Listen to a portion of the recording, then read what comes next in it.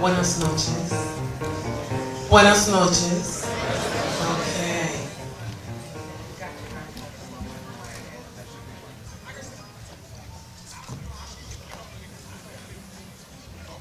Dear Lord, I want to thank you so much for answering my prayers.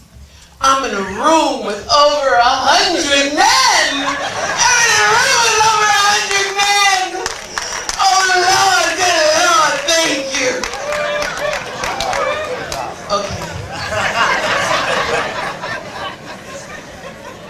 My name is Linnet Carty, and it's a pleasure to be here with you tonight, and I'm sure that my sistrins in the audience will say, this is a good room to be in, isn't it? These men are looking dapper, aren't they? So many of them. Right? Clap for them. I feel like a girl waiting to get in the double Dutch road. I'm ready.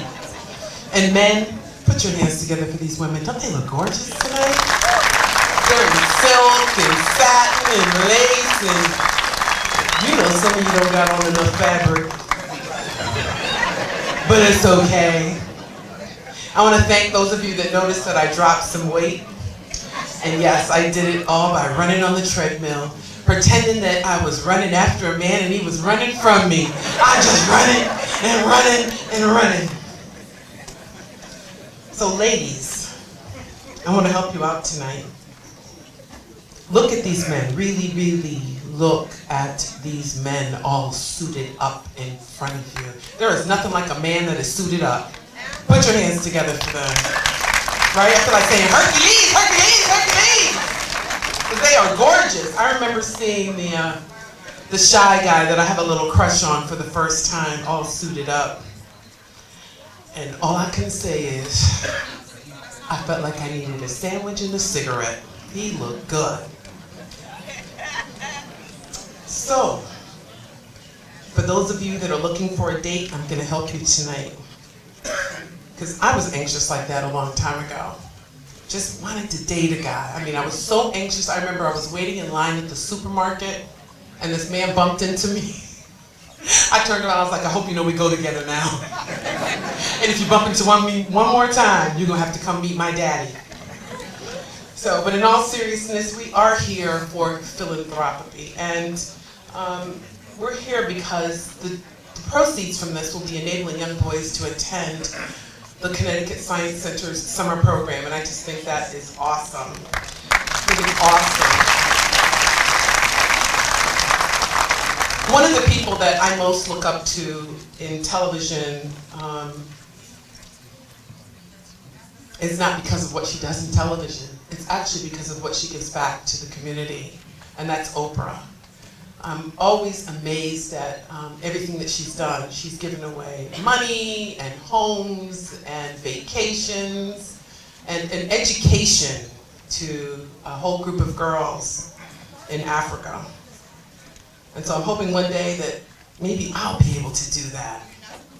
But the one thing that I was really surprised about was when, and some of you probably saw it, was when Oprah came out to the audience all just calm. And then she pointed at everybody, she said, you get a car, you get a car, you get a car, you get a car. That was amazing. It was amazing. I was home and my heart was like, oh my gosh, I feel like I got a car. Even though it was used, I got a car. So Oprah, if you can just peek in on this tonight, all of us single girls, we want to hear you say what we really want to hear one day. We really want to hear you say, you get a man, you get a man, you get a man, you get a man. So, ladies, those of you that are single, take out your cell phones. Oh, I'm not joking. Take out your cell phones, put it on camera. All you single men, raise your hands. There's one right there. I saw the cutie on the steps. Raise your hands, all you single men. Keep your hands up if you got a job. Keep your hand up if you believe in a higher being. Keep your hand up if you put the toilet seat down. Ladies, get your pictures. Everybody got their pictures? So what I'm really hoping for is that at some point, maybe next year or the year after, a couple will approach me and they will say, you know what? We met the night of the 100 of Color event because I put my hand up and she came looking for me afterwards. And we danced and we went out and now we're married. And we have a child that we named after you. And I'll be so proud. So that'll be my lollipop moment. So I hope everyone mingles afterwards. But in all seriousness, we're here tonight. We're gathered here tonight to honor the brilliant, the captivating, the dazzling, funny, stoic, and simply wonderful men of color. Men who were either born here or abroad that quietly do men's work, day to day, day in, day out, diligently and sometimes without compensation. We thank you. Gentlemen who are understated, who are at times overlooked, yet they soar below the radar. Men who serve as mentors, and whether they know it or not, they inspire and they nurture us as they share their knowledge and their wisdom. Distinguished men who give from the heart, both professionally and personally. Those that are bursting with book knowledge and those that are bursting with life experience. We are elated to honor those in a litany of fields from human services, education, artists, law, law enforcement, medicine, social services, military, entertainment, corporate professionals, civic leaders, religious leaders, media, firemen, politicians, and entrepreneurial businessmen. We thank you, gracias, for all that you have done for your family, friends, colleagues, and even strangers, as you leave your own signature in making the world a better place. Congratulaciones to all of you wonderful men. You leave a special love-filled congratulations on behalf of my siblings as well, for our family, to our dad, Edmund Carty. Please join me in clapping for these wonderful men.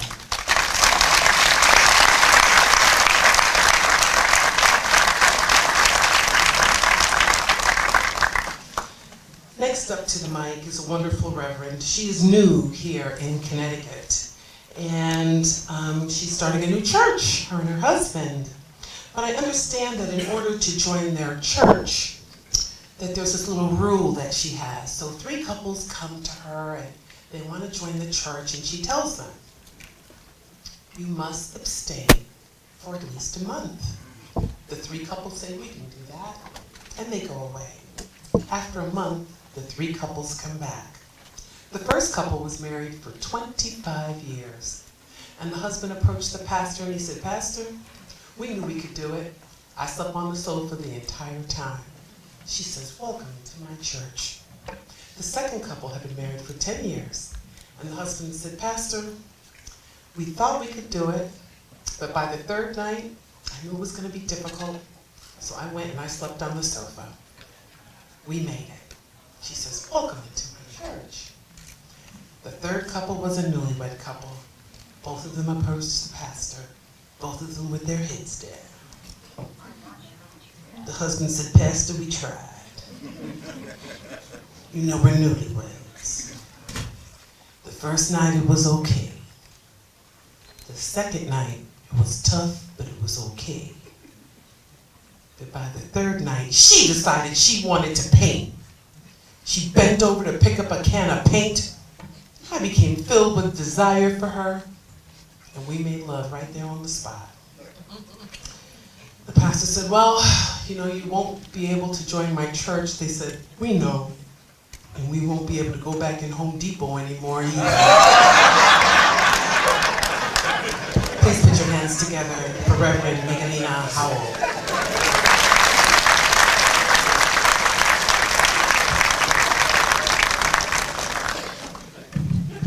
Just for the record, that story is not me.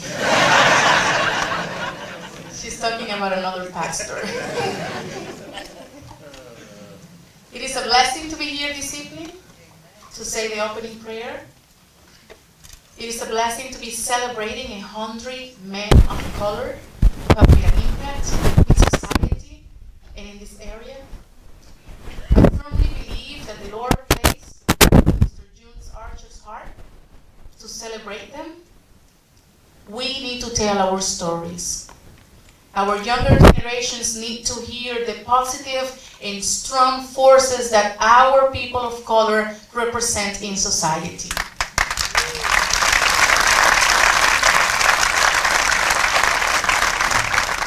We have to hear the story.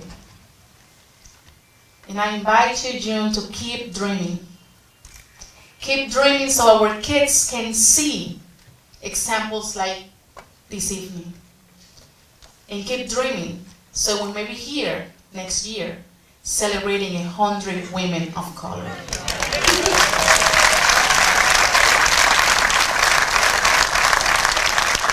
The Lord be with you. Let us pray. Heavenly Father, we come to your presence with thanksgiving in our hearts. We praise you, we worship you. We give you thanks for the life and contributions of each one of the 100 men that we're honoring this evening. We ask upon your blessing for each one of the individuals in this room.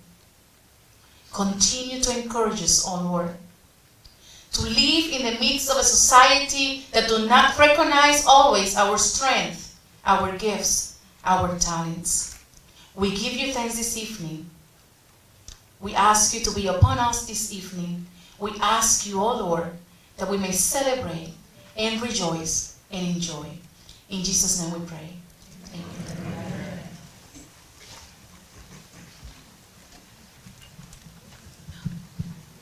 Tonight we have a fabulous opera singer with us, and she's going to share her beautiful voice. So please put your hands together for Shantice Marshall.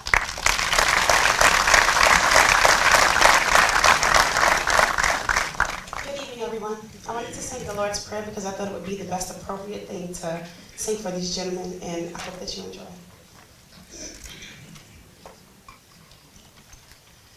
Our Father, which art in heaven, hallowed be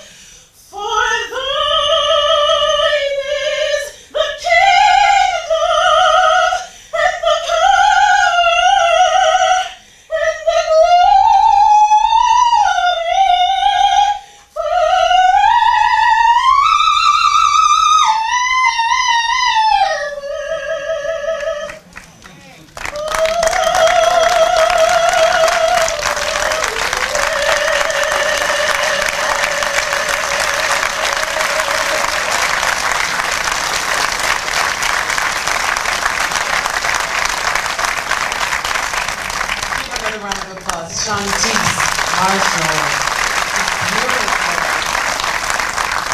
Join me in putting your hands together for our own Hartford Mayor, Pedro Segarra.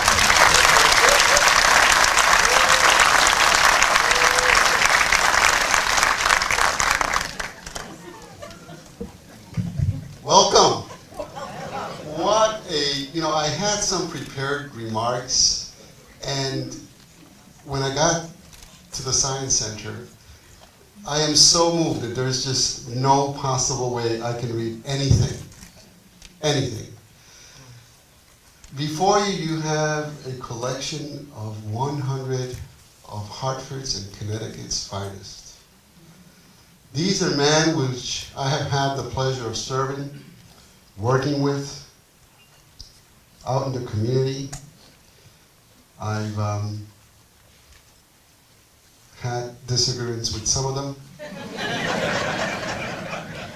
but we've always respected each other. And when we had disagreements, we found out that it was only the best way to come up with the best solution. And we've not been disrespectful. So I'm very honored to be here, to welcome you. I must confide that it was supposed to have been 101 men of color. And I have nothing to do with the decision to trim it down to 100. So David Chappelle, if you're listening, I had nothing to do with it. Nothing. And I must say that given the people who have been visiting the president of North Korea, especially basketball players, and we know that all these people in the Hollywood and in the entertainment field are connected. So I'm going to have the city council, Mr. Anderson, authorize an expense-paid trip to North Korea so I myself could speak to the president of North Korea and make sure that the city of Hartford is safe. How's that? Again, thank you so much. Thank you so much to the organizers for putting this. This means so much to our city, to our community. We have lost an incredible amount of men of color to different tragedies. We've lost them to prisons, we've lost them to racism, we've lost them to indifference. And to get to a point where we can just have a group of men sitting here, and I want the young people who are here, because we know there's a lot of young people that are here, to look at this group of men. Collectively, they represent, I figured it out, based on an average service of 20 years as 100, is over 2,000 years of service to our people in different fields. So this is no more small feat, no small undertaking. This is what the spirit of our community is. This is what the spirit of our community should be. Congratulations to each and every one of you. Thank you to the organizers. And I hope that we can continue to assemble hundreds, thousands of men and women of color. Let me tell you, for each person that is here, we have a lot of unsung heroes in our communities. People who might share their groceries with their neighbor, who look out after their neighbor, who protect each other, who do wonderful things for each other.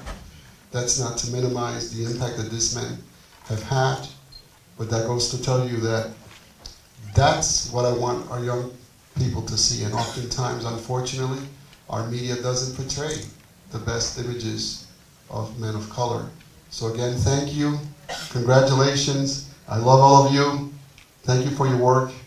And let's move forward together. If we move forward together, we can get things done. Thank you.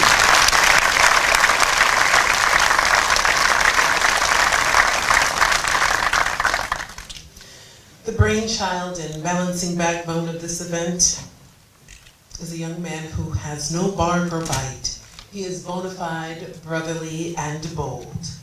He is known to blazon the trail, so brace yourself for this busy, brainy, butter-voiced baritone, who is none other than the face of Hot Chocolate Soul events, those multicultural, multi-talented showcases that occur at the Bushnell. He is also an entrepreneur with his 1128 Entertainment Group. He's also an A&R consultant, and he's more popularly known for his group, Room Service. And like the name implies, Room Service, he handles all things with special delivery. He is the master at constantly anticipating needs, helping others, and finding the void, filling it, both personally and professionally. He sees every obstacle as a stepping stone, and he steps up on it to see a clear path to his goals. This lifestyle and motivational speaker is also an author. He has taken his daily inspirations from social media to his newest publication. Yes, every day can be a good day. So, perceive the perennial perfectionist who preserves past power plays. With a pen and a pad, he proved that perseverance and purpose pays off. This perpetually polite pal is particularly patient, paced, and precise. He's a patriarch that has pooed patrons and pennies from panels, parties, and parks. He's a popular podium pleaser who praises people with pledges and plaques. So pound your palms passionately for Jim Archer.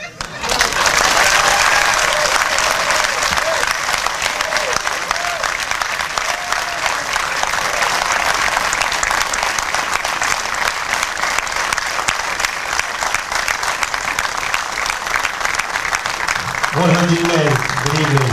Ladies and gentlemen, good evening. Thank you so much. Please sit down. I'm going to be brief. I want to first start off by saying welcome, and I apologize for the door. We thought it would be a great idea, but it is an awesome idea, and we hope that you guys bear with us and be patient, and we hope that you enjoy the rest of the evening. So thank you so much, and give yourself a round of applause.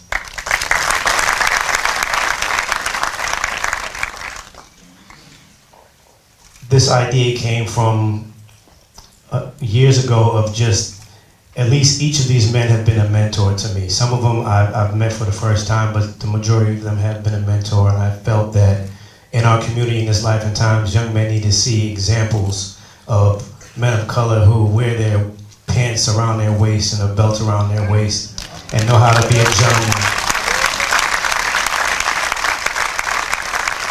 So I'm going to make it brief because I want to make sure we have a great time. I didn't want this to be a 3-hour Grammy Award ceremony. But gentlemen, I thank you, I honor you, and I hope that we can inspire another generation, the next generation, and we hope to have men that throughout the whole state, from Stanford to Springfield is where we look, and we hope that we continue to raise up and inspire. So thank you so much, and you guys, email us, let us know who you'd like to recognize. It is open. The criteria is that there is no criteria. The CEO, as well as the corner store owner who's been serving a generation or 3-4 generations, should be recognized. So this is not a race to the finish line. It's to make sure that we continue to inspire many, many others. I know that we have a proclamation here. Governor Malloy couldn't make it, but you guys will see it in the booklet that we have here, and Mayor Segarra has a proclamation as well that we will be getting to all the men. I don't know if you want to read it really quickly, or you could bring it up. Today in the city of Hartford is 100 Men of Color Day. I hereby proclaim, along with the members of the city council. Amen.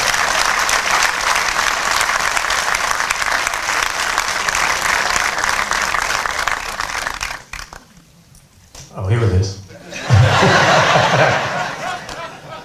Thank you, Mayor. I appreciate it. Thank you for supporting it. So we're going to get into the keynote speaker. And this gentleman I met by phone about a year ago. And from the day we met, we met at downtown Manhattan, and we were walking. He had an event. And we ended up walking about 30 blocks until he said to me, I have someplace to be and speak in about 5 minutes. I have no idea where I am. And I told him, no worry, we'll get there. But the conversation was so awesome and inspiring that day, I think the both of us have been learning a lot of things. And I'm going to let him come and bless us. But we have a lot of work to do, he and I. We're doing some great things, and he's doing great things, and I'm learning from him. And on Sundays, you can hear the music that I'm putting together with his voice on Sunday NFL Countdown on ESPN for the whole football season. So you NFL fans, if you're up at 10 o'clock to 1 o'clock, we're going to be inspiring NFL fans with the word and a couple of inspirational things. So without further ado, ladies and gentlemen, please give a warm Hartford, Springfield, New Haven welcome to Mr. Eric Thomas.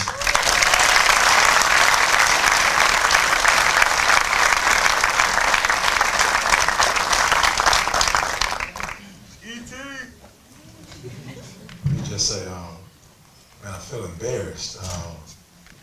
June and I were going back and forth about my coming here, and I told June I had another appointment. Texas A&M wanted me to speak for them before they played Alabama today. I probably needed to be there. They were close. But I'll be honest, when I walked in the room, I was embarrassed. As I saw all these distinguished men, I thought to myself, wow, I almost made a grave error. And I'm usually not nervous. I've been doing this for a long time. I've been, I say humbly, but I've been all over the country, out of the country, and I've never been nervous. But when I walked in this room and saw greatness, I said to myself, I'm not worthy to speak before these men. Your shoestrings, as the word says, I'm not worthy to tie.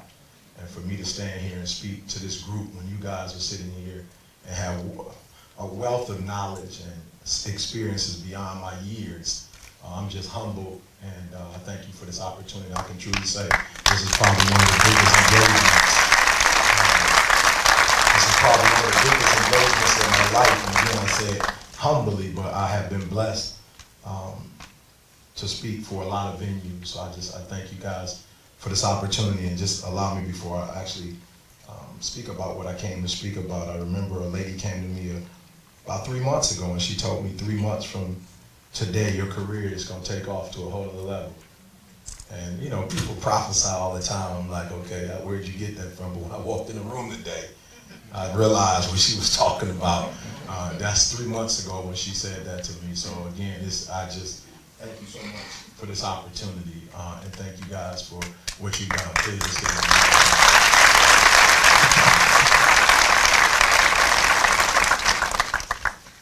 I was trying to think about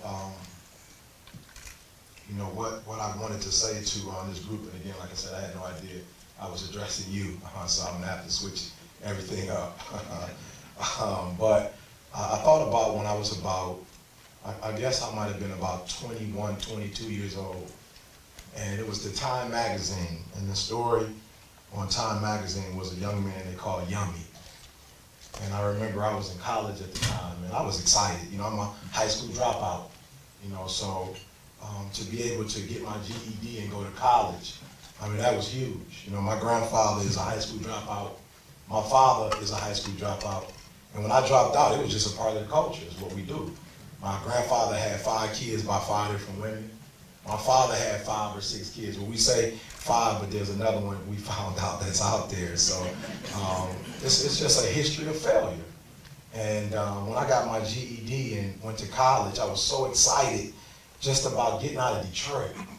I was so excited about this opportunity to kind of start my life all over again. And so the first thing I want to say to you men, and I know you've accomplished so much, but I want to say to you, and I say it again respectfully, that your work is not done. That your work is not done. I remember being 17 years old, and I remember going to church for the first time. My mother got pregnant with me at 17 years old, and like I said, my biological father, for whatever reason, wasn't in my life. And so I remember my mother marrying, and I didn't have a great relationship with the person she married. I always tell my mom that was your husband, not my father. And although you wanted him to be my father, I didn't have a choice in the matter, and so we never really had an emotional attachment. And so unfortunately, like so many young men, I went the wrong direction. I remember when I went to church for the first time, and this is why we need you first and foremost for hope and for belief and for inspiration. I'll never forget, the pastor came to me when I was 17 years old and a high school dropout. And he said to me, young man, have you finished school? And I said, no, sir. He was a military man. He said, have you finished school? I said, no, sir. He said, why haven't you finished school? And I said, well, we don't do school in my family. And I remember coming back to church the next week, and he said, son, are you in school? And I said, I told you last week, sir, I wasn't in school. And he said, I need you to do me a huge favor, young man. I need you to get your GED, and I need you to go to college. I said, sir, no disrespect, but you're a pastor. No disrespect. But that's what you're supposed to do. Like, that's your job. You're supposed to encourage people. He said, no, you don't get it, young man. I've been watching you, and you have a gift. You have an anointing on you. Now, mind you, he's talking to a 17-year-old who's sleeping in abandoned buildings and who got kicked out of school. But he's saying to me, you have a gift. And what I need you to do is I need you to get your GED, and I'm going to send you to college. I'm like, I don't know what college you're going to send me to, but I'm a high school dropout. And I love it. I love it. I love it. And what I'm asking you to do for me, and I know it's difficult sometimes when we're dealing with this particular generation. I run a retention program on the campus of Michigan State University, and it seems like every year the mentality of students are getting worse. It seems like it's getting worse, and the apathy is getting worse, and the laziness is getting worse. But the thing I love about Pastor is every week I would come to church, he would say, boy, did you get your GED? Like, he held me accountable when I couldn't spell accountability. But every week, he kept asking me, son, did you get your GED? And I say, no, I didn't get my GED. I told you last week, I told you the week before that, and I told you the week before that I didn't get no GED, and I don't plan on getting no GED. But he never stopped. We must never stop. As hopeless as it seems, we must never stop. And week in and week out, he kept saying, did you get your GED? And I said, no, sir. And then he put the first lady on me. I like the first lady because the first lady's approach was a little different. He was a military man, but the first lady would give me a hug and a kiss, and she didn't call me by my name, she called me baby. She said, baby, did you get your GED? I said, no, ma'am. She gave me a kiss. She said, I love you. Go get your GED. And week after week after week after week, having a strained relationship with my mother, she didn't know it, but like a heavyweight fighter, she was wearing me down. And I'll never forget about 6 months after I said no, when I said no to her this time, it felt like I was letting her down. We had established a relationship. And that relationship, it penetrated and it hurt. And I said, you know what? I can't keep telling the lady no. And as fate would have it, I started dating a young lady at the church. And the young lady told me I'm finishing high school and I'm not dating no high school dropout. When I go to college, if you don't come with me, I'm breaking up with you. And the kid went and studied, passed his GED.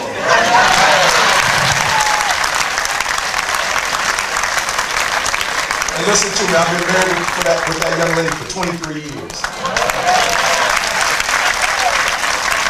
And so what I'm asking you to do, when I saw the story of Yummy, what happened for me, when I saw that story, I'm originally from Chicago, South Side, and when I saw the story of Yummy, an 11-year-old in a gang in Chicago that had been murdered execution style, 11 years old. 11 years old. And so what happened for me, because the pastor was more than a pastor, but he was a man. Now, I say this with all due respect, is this meeting is so important tonight because there are a lot of individuals who have the title, but they don't represent the brand. Now listen to me, this is important, this is important. Guys, and I can't be what you are at this particular point in my life. And I don't say this in a disrespectful manner, but there are people like Dr. Martin Luther King and Malcolm X. Like my grandmother, I don't know, I wasn't alive when Martin Luther King was alive, but he must have been some kind of man. Because when I would come in, Grandma would always have that picture of Jesus, and she had that picture of Martin Luther King. I mean, every time I would come in, Grandma would have, and I asked myself today, if Grandma was alive, some of the leaders that we have today, would Grandma have them next to Jesus and Martin Luther King? I'm not talking about a title. I'm not talking about the title that America gives us. I'm not talking about a degree. I'm talking about my grandmother had respect for Dr. Martin Luther King, respect for Marcus Garvey, respect for Malcolm X. My grandmother had respect, and she would have pictures in her wall. And so guys, you got to do me a huge favor. You have to expose what you're doing right here in this room. You have to expose it to the youngies of the world. Because I'll be honest, the reason why Eric Thomas was who Eric Thomas was at that particular junction in my life is because I didn't have a model. But Pastor Willis became that model for me, and he willed me to get my GED, and he sent me to a historically black university that changed my life forever, guys. And so what I'm asking you for me is, I'm asking you, as difficult as it is, as we're dealing with some of these young people in this society, I'm asking you to do me a huge favor. I'm asking you not to give up. I'm asking you not to give up on them. I'm asking you not to give up on our young men who seem hopeless. I'm asking you to visit the prisons. With all the work that I do, I still go to the prisons. And I still tell young people, like, when you come out, we need you to really be reformed. Like, this is not a time just to be in prison to sit. Martin Luther King came through here. Malcolm came through here. And when Malcolm came out, he came out a totally different person. This is your opportunity. We need you. We need you to be present. We need to see you. We need to hear you. Because when we hear you and we see your example, guess what? We change.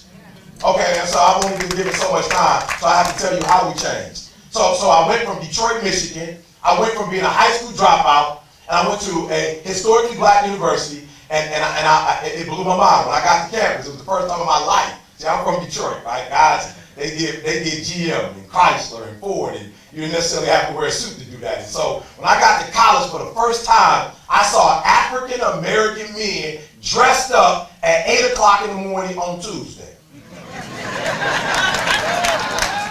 No, you gotta hear what I'm telling you. You said, well, Eric, are you saying you've never seen suits? I'm from Detroit, I've seen suits. But we talking like orange, right? Royal blue, right? With the gators, right?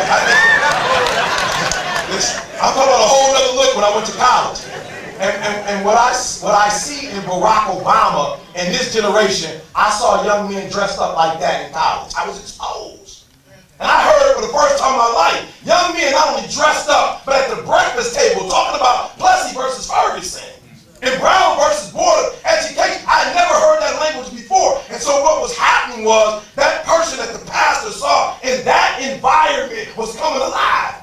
That guy who I didn't even know exists, that guy started to come alive. And so we went from that GED, we went from that to the 4-year degree, and then we went on a fellowship to Michigan State and got a master's. Now we're in the last phase of a dissertation for a PhD. Why? Because somebody believes in me. Somebody believes in me when nobody else believes in me. And so listen to me, I need you to do me a favor. When the Detroit public school system said it's over for this kid, when the prison system said you got one more strike, when my mother cried and said I don't know what else to do with you, some man came to me and said, kid, you have greatness in you, and I'm going to make it my responsibility to bring that out of you. So why is modeling so important? Now, I need you to do me a huge favor, guys. You made it, and now I need you to come back and give us the blueprint. We need the blueprint. We need the blueprint. Out in the community, our kids need the blueprint. I'm an example. So what happened? What happened was I went to college, and I didn't know any better, but being from Detroit, I'm real good with deductive reasoning. And I noticed that the professor was getting paid and he wasn't coming to every class. I said, what kind of job is this? I want this kind of job. I'm from Detroit. My mother worked at Ford for 30 years. You don't get paid unless you clock in and clock out. And I started asking, where is this professor and who is this young person? They said, that's a TA, a teacher's assistant. So I said, where is the professor? They said, well, he's lecturing. I'm like, wow, he's getting paid to talk?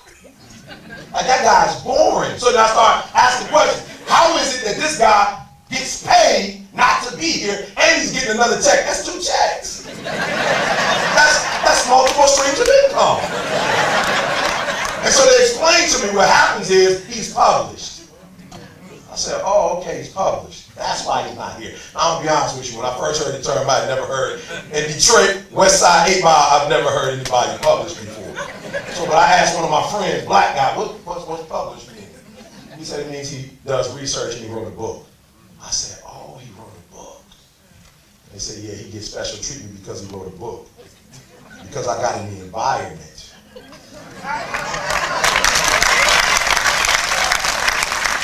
Listen to me, I say this humbly. I say this humbly, but what happened was I paid attention. I paid attention to some rappers who did their own distribution deal, and so I said, if the teacher can write it, I can write it. He's human just like I'm human. It's a blueprint. I never wrote a book before because my own father wasn't in my life. My father's 60-something, still trying to get a GED. I didn't know who my real father was. I didn't know my grandfather. I didn't have models. So when I went to college and I saw, woo, this guy, you can write, I can write a book. We're in the same space. And in less than a year and a half from my garage, me and my team sold over 25,000 copies. No distributor, 25,000 copies, and we made over $1 million. Some high school dropouts, guys from the hood. Why? Because somebody gave me the blueprints. Somebody who looked just like me. I'm going to tell you who that somebody is, Dr. Ben Carson. Somebody gave me the book. I said, please, I'm not, no, come on. They said, Eric, wants you to read.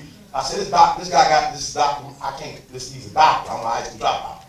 They said, no, Eric, please read the book. I'm like, I can't. I don't have nothing in common with a neurosurgeon. They said, okay, just do me a favor. Read the first couple pages. Blueprints. So I read the first couple pages. I said, ooh, his father left him.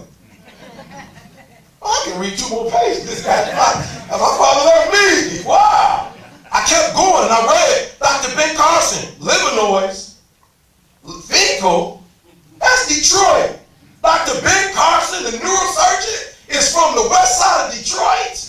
His father left him.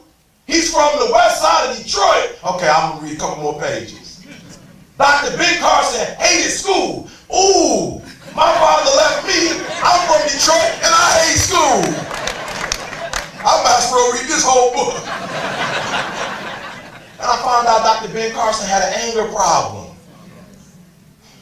Listen to me. The reason why it took me 12 years to get a 4-year degree is because when I went on campus and I saw Pucky, and Pucky was so articulate, and Pucky was so deep, and his father was an alumnus, and his grandfather was an alumnus, the reason why it took me so long to finish, because when I saw Pucky, I said, if that's what you have to be to graduate, then I can't do it. And then Skip graduated. And Skip smoked weed almost every day. I'm just going to be honest with you. We're going to use his nickname, I'm not going to use his real name.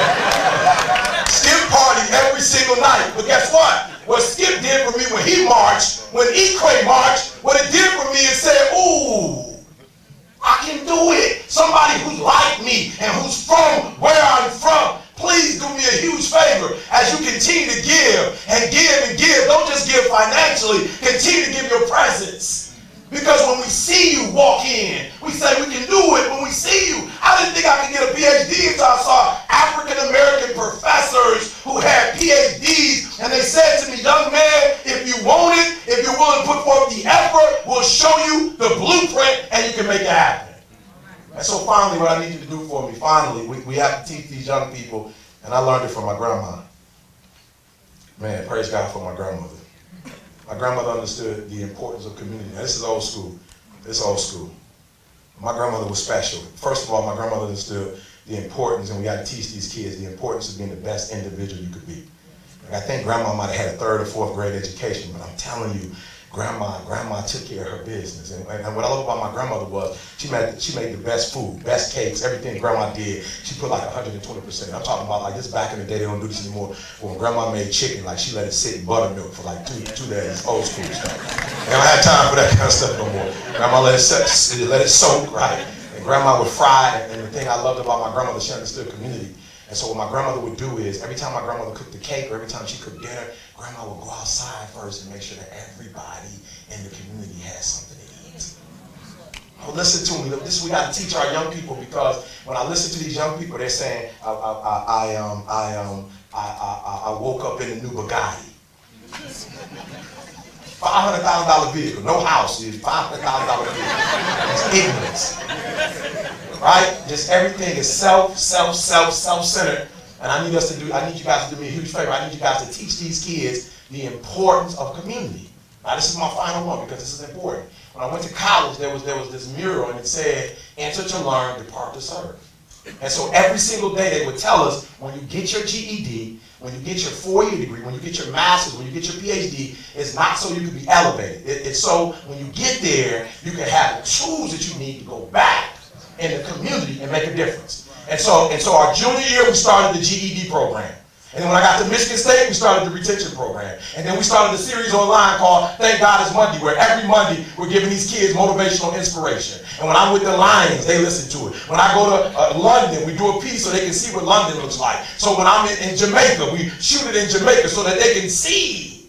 They can physically see somebody. So when people see me, they say, E.T., why the hat? The hat is, so when I'm on campus, kids who walk on that campus who don't see themselves, as soon as they walk on campus and they see a hat, we got to connect with that guy right there, because that guy understands who we are and where we come from. I'm not telling them you don't need to get an education. I'm not telling them you don't need to pull your pants up. But what I'm telling them is I've been where you've been, I've done what you've done, and I'm not trying to make it like you can't do it. I'm telling you, you can make it happen. And so we need to teach our children that being blessed doesn't mean arrogance.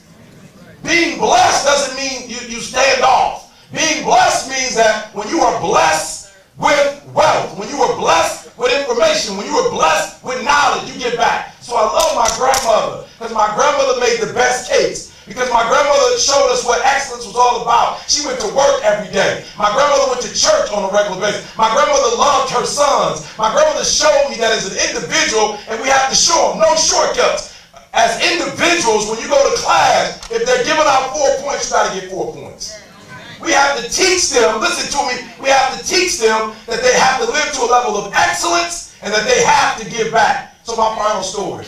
We got to teach them the benchmarks. I'll never forget, I'm a different kind of father. I wanted a daughter first, not a son. My grandmother had 14 kids, 11 females. So I was raised by my aunts, and I wanted a daughter. And I remember when I had my son, I was like, man, I wanted a daughter. And my mother said, son, it's called karma. Everything you had done to me, son, is going to come back to you. And she was 100% right. I'll never forget, I had my daughter second, the apple of my eye. And I remember going up to the school to pick up my daughter. And when I picked up my daughter, it was, these days they do it different. They're numbers. So my baby is number 4. She's about 3rd or 4th grade. And I had my little sign, I pick up number 4, please. And they called number 4 to the front, number 4 to the front. And I'll never forget, number 4 came out crying. And number 4, listen to me, number 4 came out crying, guys, and I was hurt. I'm thinking some little boy that hit my daughter, I'm about to crucify the little man. This is it. I'm about to take little man out. And my daughter's crying, and she's that old school cry when your grandma whipped you with a switch. That cry that when she whips you, it's so bad that there's no sound. You just like, you know the cry I'm talking about. And grandma hit you, and you start crying. Grandma had a nerve to say, you better stop crying before I give you something to cry about. And I tell grandma, you just gave me something to cry about. And so my daughter had that. Daddy, I'm sorry. I'm sorry. And I said, boo, what's wrong? Talk to me. Just, if you can't say his name, just point to me. I'll take care of it. And she said, Daddy, I'm so sorry. She was in the 3rd or 4th grade, I don't remember. I'm sorry, Daddy, I'm sorry. I said, boo, what happened? What's wrong? She said, I got a B in math. I'm thinking somebody about to go to jail because you got a B in math. I'm about to kill one of these little boys. She said, no, Daddy, I got my first B, and she was devastated, never had a B in her life. And so she said to me, Daddy, you don't understand. I'm not going to be able to get an Eagle Award. I'm just going to get a Patriot Award, and that's A's and B's. Daddy, I want all A's. And so I took her home, and I told her, look, it's going to be all right. You're going to be fine. And my son walked through the door with his report card. 3 grades older. He's got his report card. He's excited. Dad, you got to see it. I'm on a football team now. I told you I was going to step up. I said, praise God, son. And so he throws his report card down. He's like, Dad, do me a favor. Before you look at this, Dad, promise me we're going out to eat. I said, no problem. Your sister's crying, but let me see your report card. I open up his report card, and I look at his report card, and he has all C's. And he's like, yeah, Dad.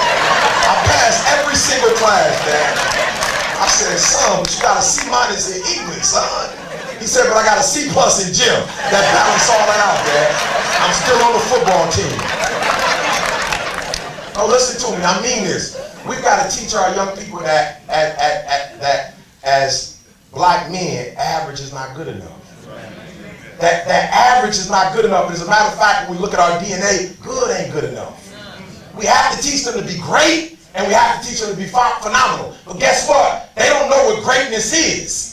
Many of them have not seen it. Many of them have not seen it in their fathers or their uncles or in their community. They don't see it, or if they see it, they see one great and 10 or 11 not so great, average. And so I'm asking you, because you changed me without even knowing it. You don't know me, but you changed me. Pastor Willis represents, if he was here, he would be sitting here. Pastor Willis believed in me as I stand here today. I'm saying, wow, he saw something in me when I didn't see it in myself. He believed that this was going to happen to me before I believed it was going to happen to me. He believed London for me. He believed Australia for me. He believed that I would speak in South Africa long before I even knew how to speak. He believed it. He saw it. Do me a favor. When you cannot see it in them, tell them you can see it in them. When you really don't believe, just say it anyway. And speak the belief into them. Speak the change into them. And show them the model of what they can be. Because if you tell Eric Thomas he can do it, and you show me the way, I'll go from a high school dropout to a PhD candidate and an author. Keep doing what you're doing. God bless. And I thank you so much.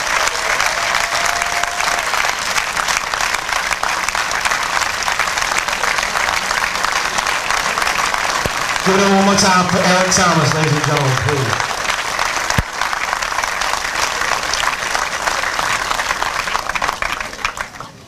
Now, Eric, we have the key to the city here for you. I'm not sure where it is here, but we have a proclamation from. There's all kinds of crazy back here, I promise you. But we have a proclamation for you here, welcoming you here to the city of Hartford. We appreciate you. Thank you so much. I look for a long time of working with you and inspiring everybody that we can that walks across our path. So thank you so much. I want to ask the gentlemen that have a tie, we wanted to do a passing of the torch. Gentlemen who have a tie for these young men, please stand up as we bring these young men here. We want to do a passing of the torch so we can give these young men a tie from these honorees. So young men, if you could come down here and you guys can step down and give a tie to a young man. Come on, young men. Please give these young men a round of applause. Keep coming down.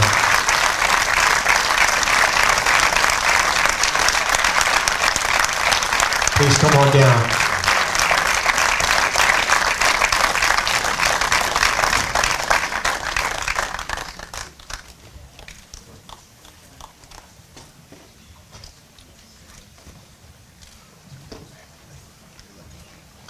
We wanted to make sure we had a passing of the torch so we could teach these young men how to tie a tie that they can say that they got a tie from these great men who are honored this evening. And next year we want to make sure that we get wallets for these young men and put a $50 or $100 bill in their wallet and start a bank account for those who do not have a bank account. So this year it's a tie or a bow tie, so please give it up for these young men. At this time, I'd like to bring up Mr. Greg Devins, who's been chosen as a valedictorian of this inaugural class. Please give it up for Mr. Greg Devins, ladies and gentlemen.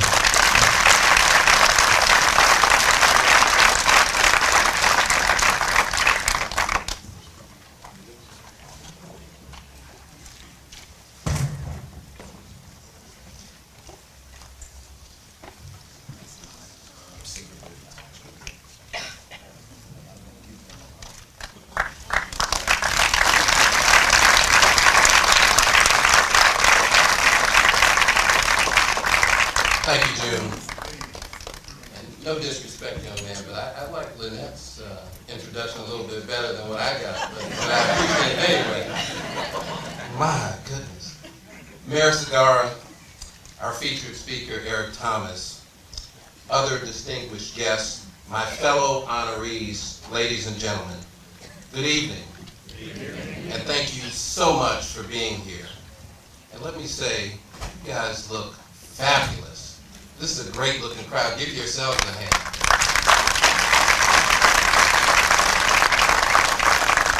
You know, after what we've heard thus far this evening, I feel like I should just be saying amen and sitting down. But June asked me to say a few words. I'm going to honor that. When June called me a few months ago and talked about his vision for this event, I was absolutely astonished. that he called me and was including me in this list of honorees. And as I talked to a number of the other honorees, I think they felt exactly the same way. There are so many others who could have been recognized this evening. And I really believe that this group, as great as it is, represents the tip of the iceberg. And I applaud you, June, for the plans to do this again and again and again.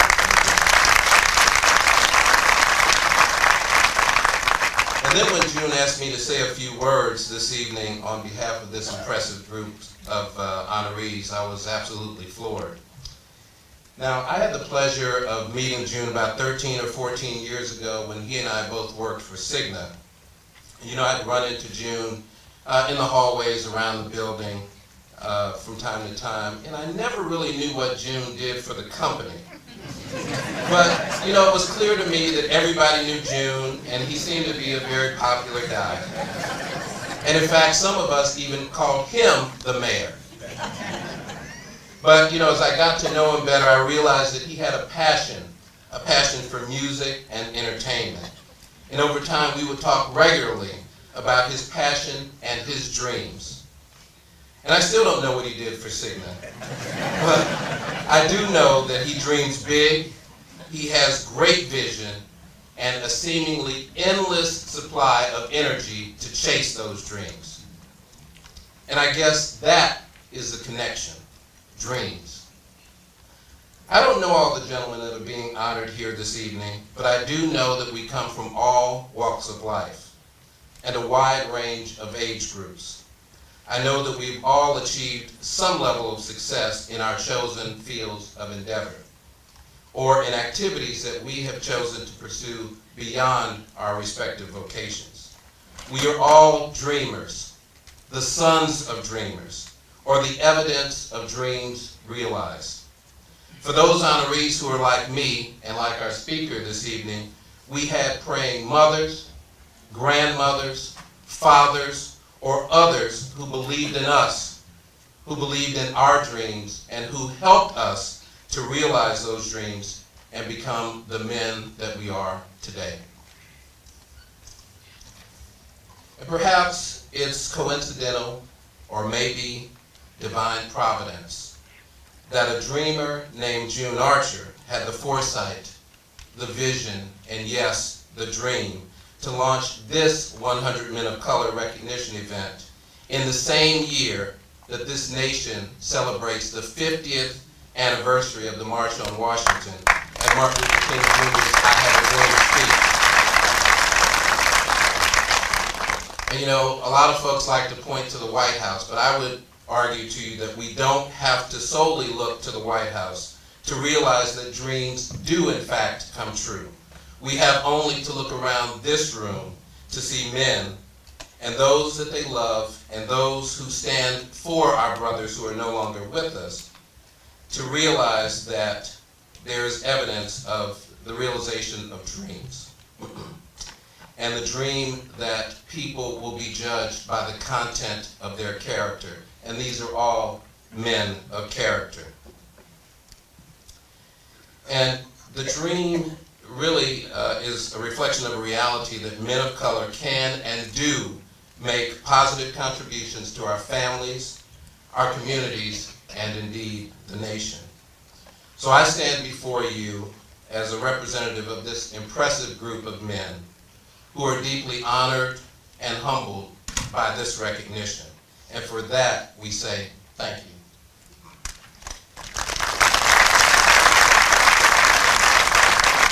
And now the challenge. I'd like to add to the challenge that Eric just gave you. So whether you're an honoree, a friend, a loved one, man, woman, boy, or girl, I challenge you this evening to dream big and to run hard to make those dreams a reality. We need more dreamers in this world. We need more people who will encourage our youth to dream big and to work hard. I have been given the honor to honor someone who has honored other people. Just think of that. Honoring someone who honors others. That's an incredible nuclear reaction of sorts that really unleashes the power of the spirit and the power of humanity. So on behalf of 100 Men of Color, I would like to present this to Mr. June Archer, who has given generously of his time, commitment, and talents to his community.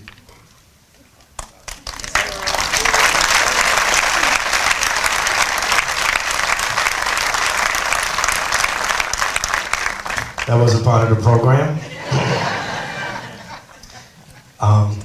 Thank you. I appreciate this. I'm not deserving.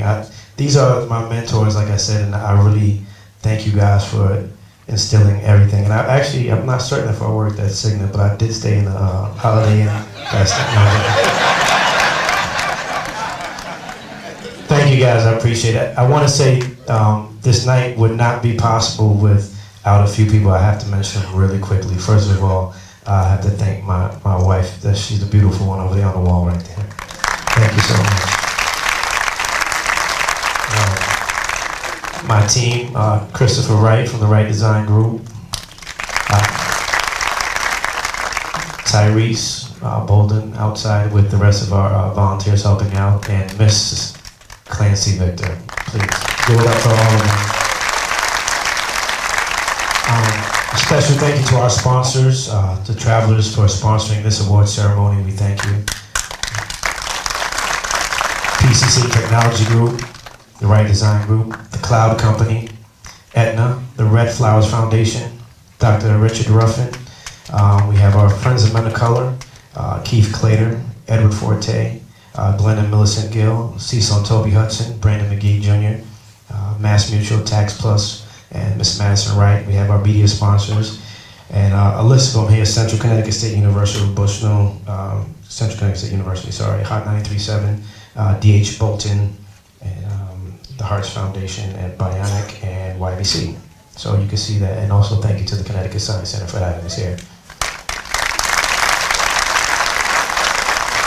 So Mayor, you want to take these, and we'll announce everyone. Awardees, are you ready? Honorees, are you ready? Detective Fred Abrams.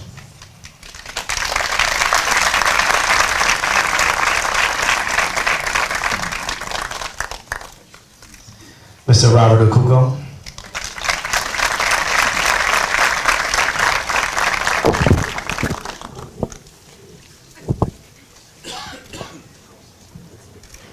These men are getting also a pin from the state of Connecticut as well, so that's what they're getting.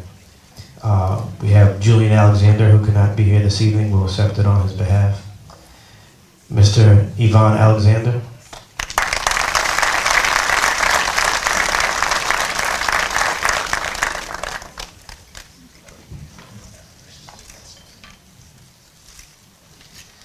Kyle Anderson Sr.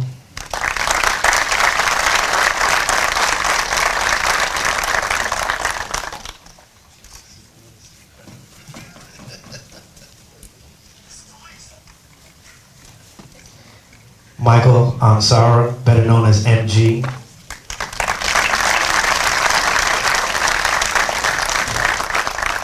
Congratulations, sir. This is the gentleman who got me into Central Connecticut State University, so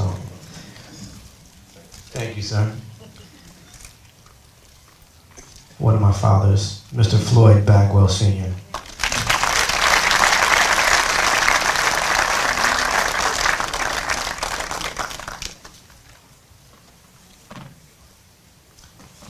Accepting on behalf of Archbishop Leroy Bailey III is Reverend Bailey Jr.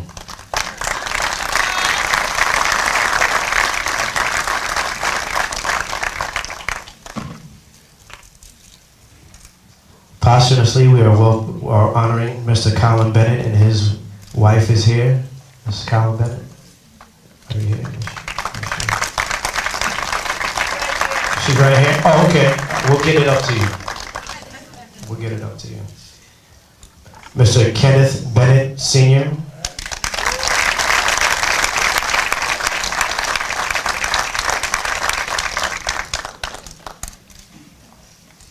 Yes, sir.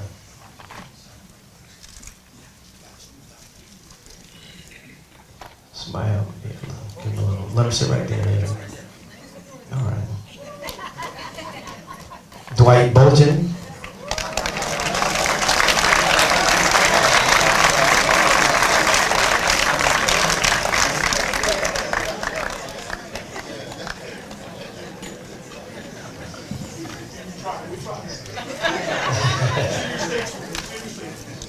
Shastri Budram.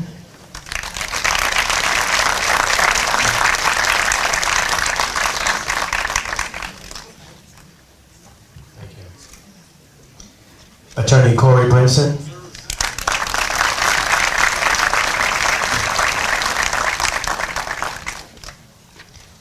Posthumously, Mr. Keith L. Carr, Sr., and taking his award is Mr. Keith Carr, Jr.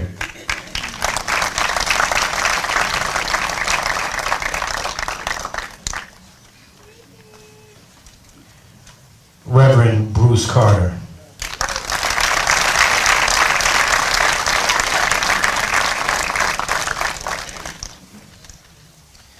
Mr. Edwin Carty.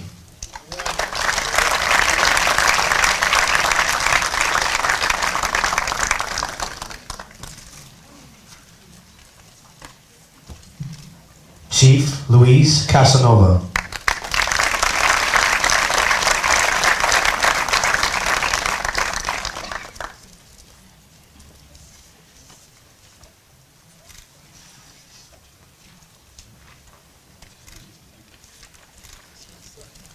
Keith Clater.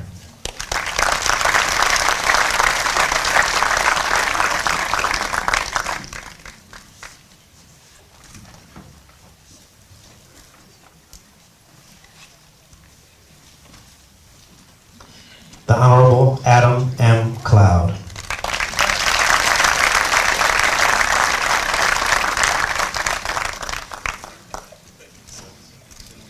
It's actually great to have a father and son here for the inaugural class. Please give it up for Mr. Sanford Cloud, Jr.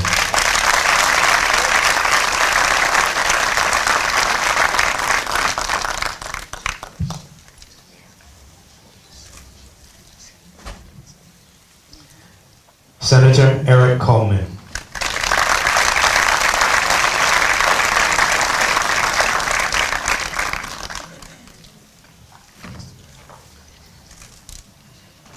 Timothy Collins, aka DJ Buck.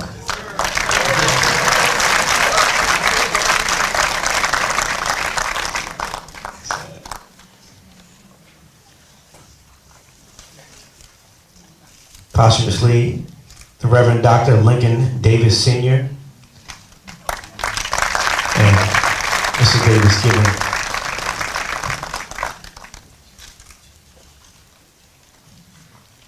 Greg E. Devins.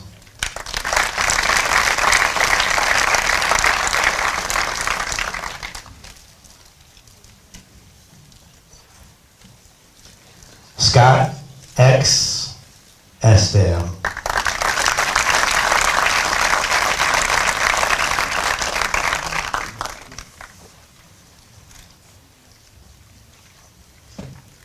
Happy anniversary, sir. Mr. Tom Ficklin. I think I saw him, so we'll keep going. Mr. Glenn Fields. He couldn't be here this evening, but please give it up for Mr. Glenn Fields.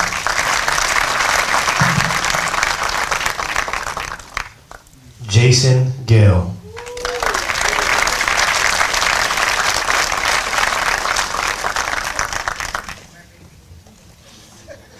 Samuel Gray, Jr.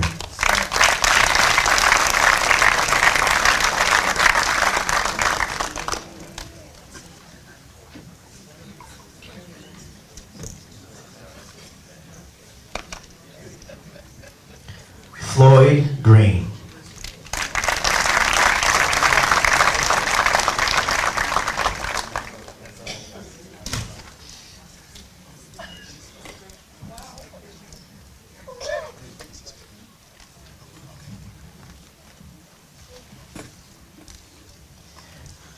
Ken Green.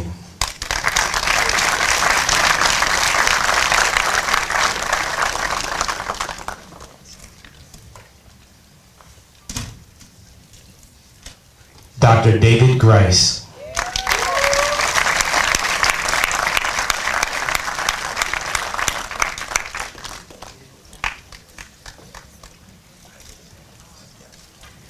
Anthony Griffin.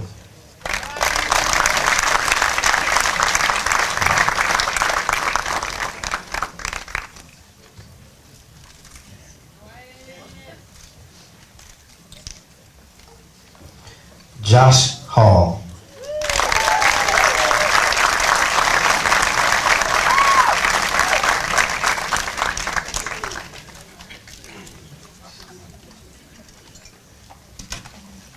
Clinton Hamilton.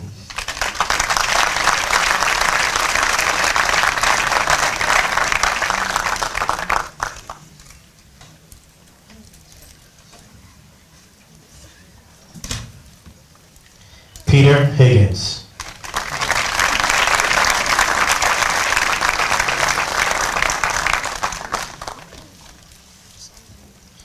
Chief Emery Hightower.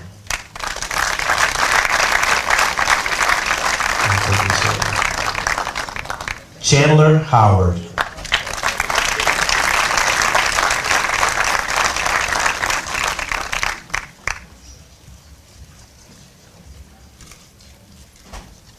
Cecil Hudson.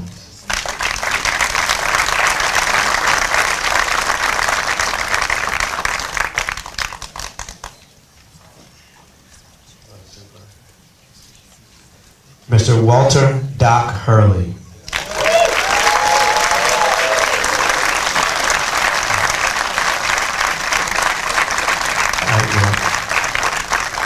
Where is he? Everyone give it up for Doc Hurley right there. Love you, Doc. Thank you for coming. Yes, sir.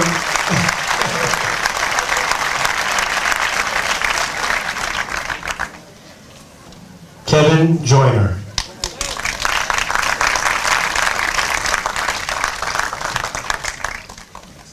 Doc, you look sharp too, man.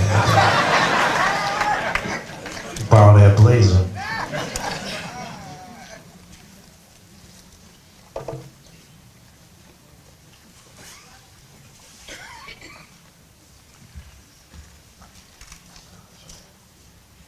Michael Jordan.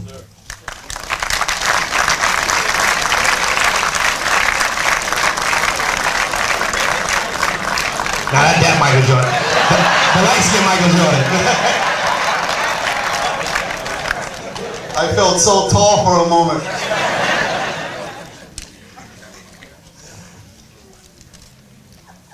Now this gentleman, we go back to like first grade, so it gives me an honor to mention this gentleman here, because he's done some great things. And when I told him about this event, this is really quickly, I told him the reason why it's important to do this event because Doc Hurley has been a light and a pillar in the community. You are the next Doc Hurley, but who are you going to inspire to be the next Kevin Kirksey? Ladies and gentlemen, give it up for Kevin Kirksey.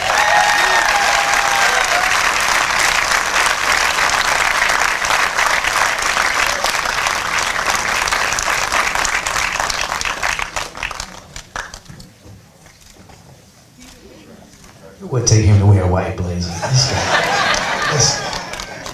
this has been since first grade, I'm telling you this. Sergeant William Kittle.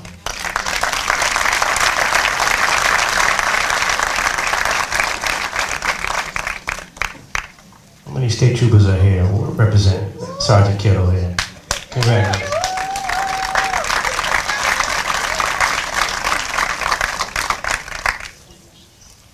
Constable Victor Luna, Jr.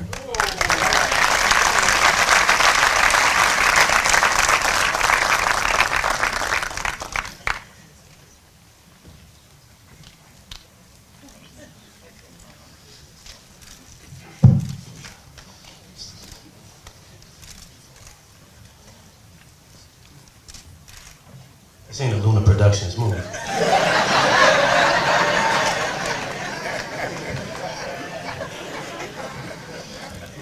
We should do a party together, the Black and Brown party. We gotta do something here. We haven't done anything. Dr. Aaron Lewis.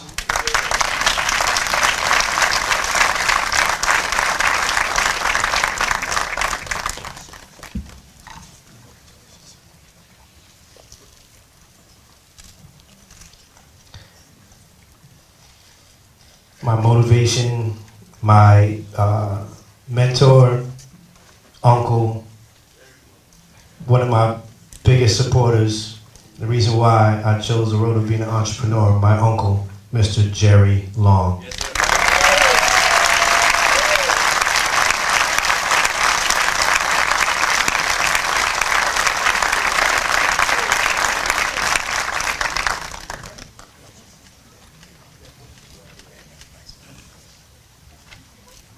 I need that tux too. Mr. Douglas McQuarrie.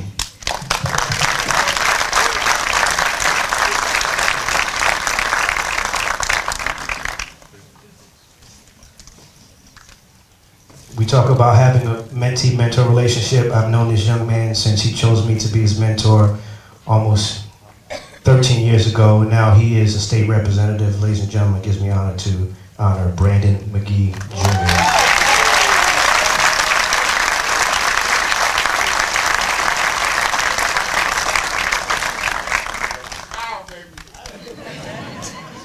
Alfonso McGriff III.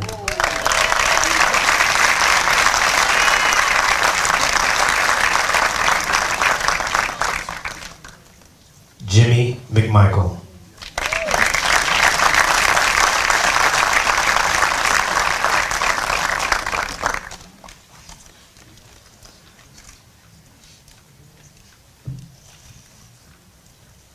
Every time I talk to this young man, I always have to say his whole name, but I'm going to take it a step further. Mr. Dennis Mink.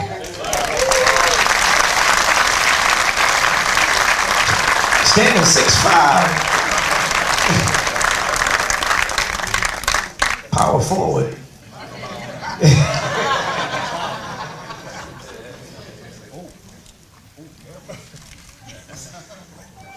Sergeant Cleon Moses.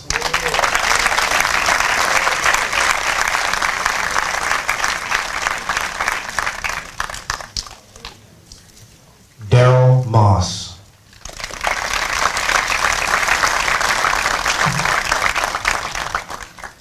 And I believe someone's here to take this, but we have John Motley, who couldn't be here this evening, but this is for Mr. John Motley.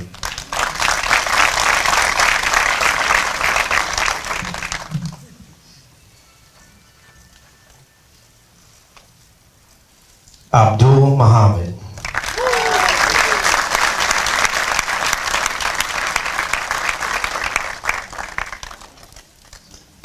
Aaron Nazario.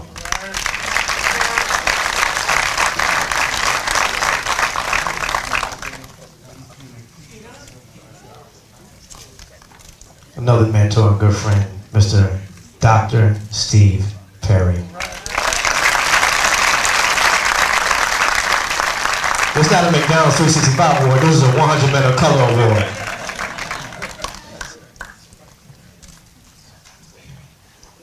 Tony Petaway.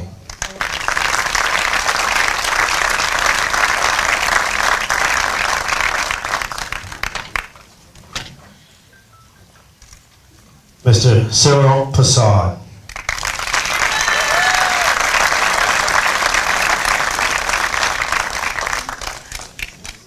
Brian Petway.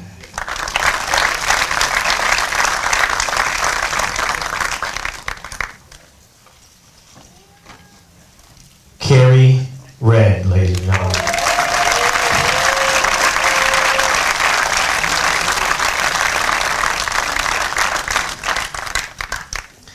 Dr. Richard Ruffin.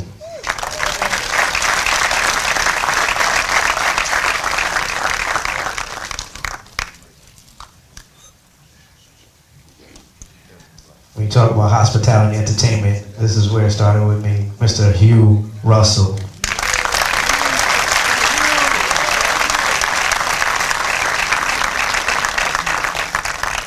Some of us just call him Teddy. Reverend Sam Saylor.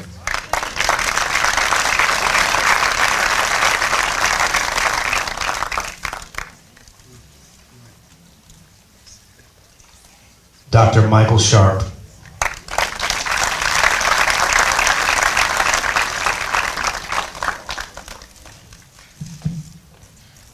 Stan Simpson.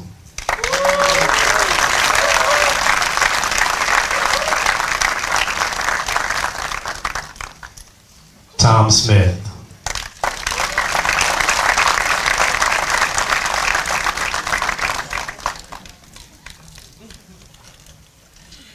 Bernard Thomas.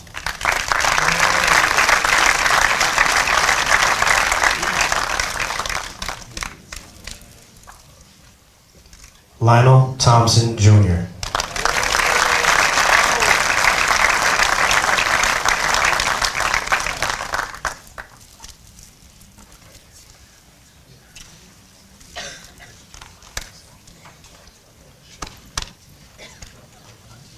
My big brother, posthumously honoring Mr. Richard Weaver Bay, is Terrence Weaver Bay.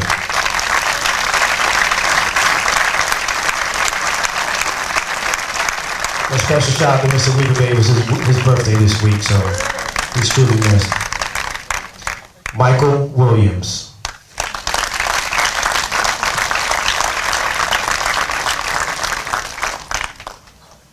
Stanley Stack Williams. Supreme Being.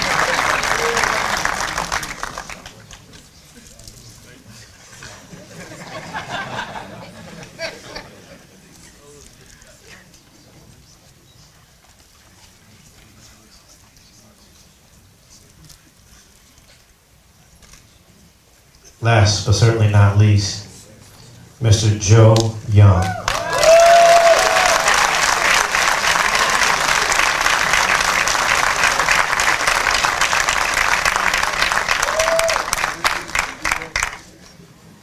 We have one here. I'm not certain if any of the Anne-Marie Lewis or T.T. Lewis is here, but we have one for, and he's truly missed as well, Sebastian Lewis, aka Subby from Fat Hats. So I'm not certain if they're here to accept it on his behalf, but this is for Sebastian Lewis.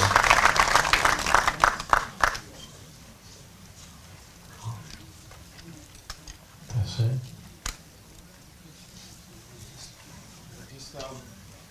On behalf of the Connecticut General Assembly, we have several citations and proclamations.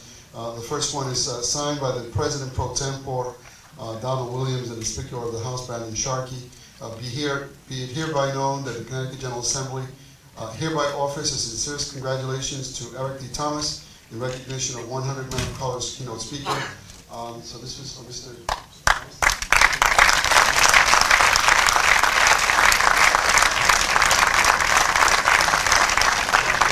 We have another official citation.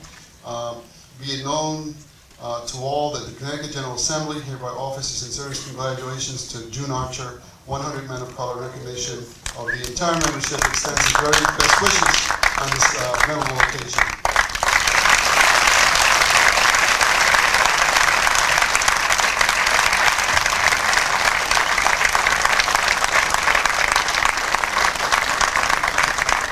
Please give it up for Miss Linnet Carty.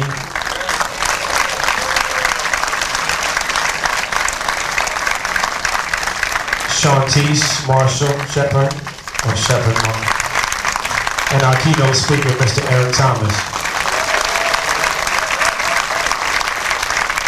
I thank you all for coming so much. Please go out and have a great time. Tell everybody you had a good time. If you're taking pictures or you're tweeting, please hashtag 100 Men of Color. Thank you so much. God bless you. Good night.